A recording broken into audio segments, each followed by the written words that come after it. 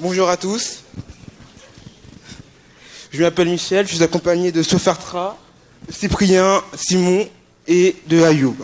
Et nous allons vous présenter la combustion des particules d'aluminium au sein d'un moteur propagole solide.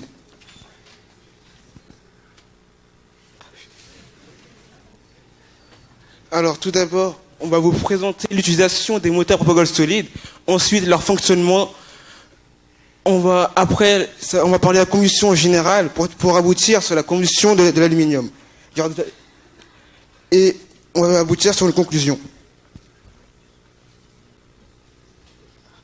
Alors, le propagole solide est utilisé entre autres dans les missiles, dans les airbags d'automobiles, mais surtout dans l'aérospatiale, pour permettre le lancement des fusées, principalement en phase de décollage. Dans ce cas, le propagole solide contribue à créer de la poussée. Le propagole solide est composé de 3 éléments, de 70% de perchlorate d'ammonium, de 20% d'aluminium et de 10% de polybutadiène. Pourquoi choisir le propagole solide? Car ce matériau contient des propriétés très intéressantes, car tout d'abord, il est capable de délivrer une forte poussée dans un temps court pour un coût attractif, et ensuite, il est simple à utiliser, à stocker, et on peut aussi le déplacer facilement. Et il a une durée de vie conséquente, il peut stocker jusqu'à 20 ans.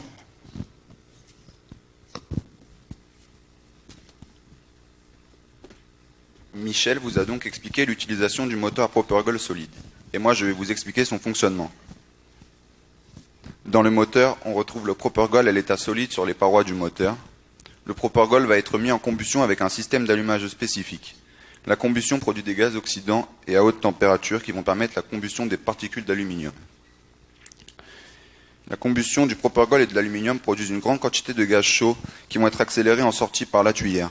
Ainsi, selon la formule présentée ici, force de poussée égale vitesse des gaz fois masse volumique. Si l'on augmente la vitesse des gaz, on augmente donc la poussée. Mais il y a cependant différents problèmes, notamment à cause de l'aluminium. Il faut rajouter des parois sur le moteur. Cela augmente considérablement le poids de l'engin et la tuyère est également abîmée par les résidus de combustion de l'aluminium, ce qui entraîne une diminution de la poussée. Nous avons vu dans la partie de Simon que le propergol est mis en combustion. Nous allons donc vous expliquer le phénomène de combustion en commençant par une notion importante, le triangle du feu. Pour qu'il y ait une combustion, il faut regrouper 3 éléments indispensables. Un comburant, un combustible et une énergie d'activation, c'est le triangle du feu. Le comburant, comme le dioxygène, correspond à l'élément permettant l'oxydation du combustible. On dit que c'est un oxydant. Ensuite, le combustible est l'élément chimique qui est consumé, permettant de fournir de l'énergie sous forme de chaleur. C'est un réducteur. Cela peut être de l'éthanol, du bois, du propane, du pétrole, etc. Enfin, nous avons l'énergie d'activation, qui est simplement l'élément initiateur de l'oxydoréduction, comme par exemple une étincelle ou de la chaleur. Le comburant et le combustible vont alors réagir ensemble, sous forme gazeuse, dans une réaction chimique d'oxydoréduction. Pour suivre la théorie d'Ayoub, pour démontrer qu'il faut obligatoirement les 3 éléments du triangle du feu pour permettre une combustion, nous avons fait différentes TP. Une expérience consistait à isoler une bougie enflammée dans une enceinte fermée. Ainsi, au bout d'un certain temps, la flamme s'éteint en raison de l'absence de dioxygène, et ce malgré la présence de combustible. A l'inverse, nous avons aussi démontré que l'absence de combustible ne permet pas une combustion. Plus d'éthanol, la flamme s'éteint. Nous avons ainsi démontré que si un élément du triangle de feu n'est pas présent, alors la combustion est impossible. D'autres expériences ont été réalisées pour permettre de comprendre les notions de masse volumique, de PCI et de débit, qui permettent notamment de calculer la puissance d'une combustion.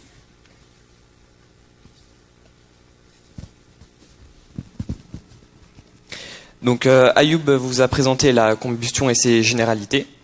Donc je vais vous présenter la combustion d'un cas plus précis, donc l'aluminium.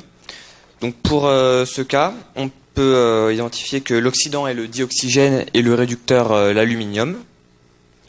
Et on peut identifier plusieurs étapes dans la combustion de l'aluminium. Donc tout d'abord, l'aluminium passe de l'état solide à l'état liquide. Ensuite, l'alumine se rompt à la surface de l'aluminium et passe à l'état liquide. Ensuite, donc ils fond. Et l'aluminium devenu gazeux commence à réagir avec l'oxydant, donc le dioxygène, et c'est là qu'on voit l'apparition d'une flamme. Donc l'alumine ne brûlera pas pendant la combustion car elle a une température de combustion beaucoup plus élevée que celle de l'aluminium. Donc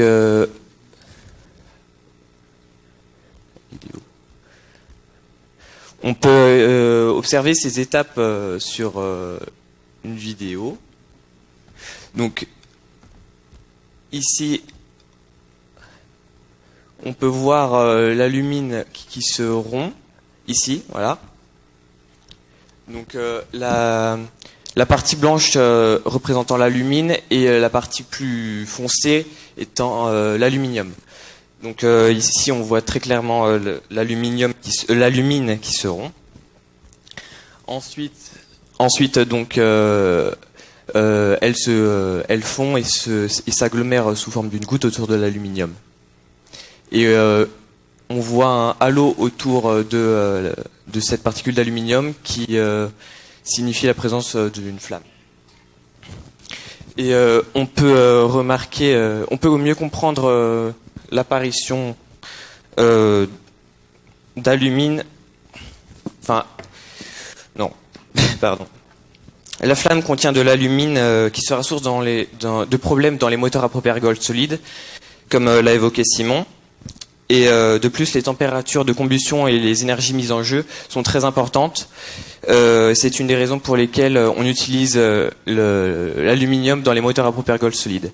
Et on peut mieux comprendre le fait que l'alumine qu'il y ait de l'alumine qui reste dans les moteurs à propane solide une fois la combustion faite, à l'aide de la formule qu'il y a là, qui nous aide à comprendre pourquoi l'alumine se forme naturellement. Nous avons trouvé que cette expérience au sein du laboratoire est enrichissante, instructive et unique en son genre. Cela nous a permis de découvrir comment les doctorants abordent leur sujet de thèse. Cela nous a permis de découvrir de nouvelles connaissances. Cependant, nous avons trouvé qu'il a été difficile de faire le lien entre le sujet de thèse et les travaux pratiques. Merci de nous avoir écoutés et merci à notre doctorant Alexandre Braconu.